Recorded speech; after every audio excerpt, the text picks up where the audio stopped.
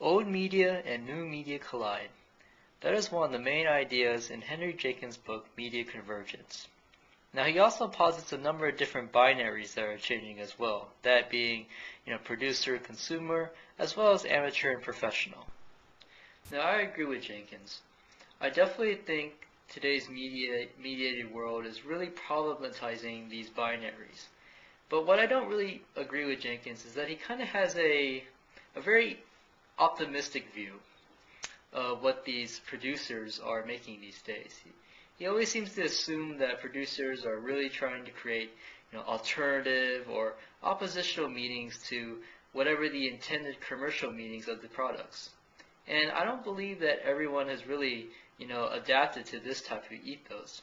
For example, the site we are looking at is fanfiction.net. Now this site is basically where fans can create their own stories about, well, basically anything they want.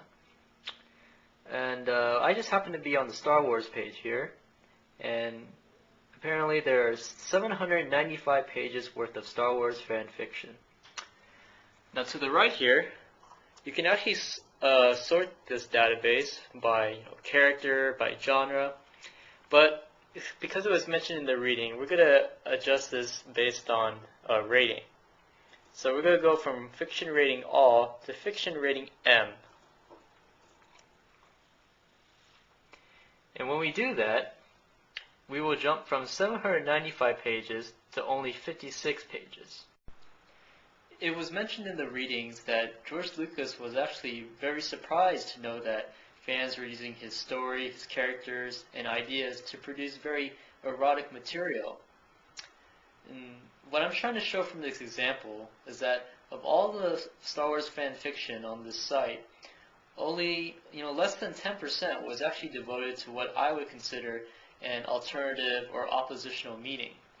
So to go back what Henry Jenkins has said, I would think producers actually go in line with what the commercial meaning, the intended meaning of the products is. So I'm not as optimistic as he is. So if old media and new media are truly colliding, they're not colliding equally, and I think the producers might win out in the end.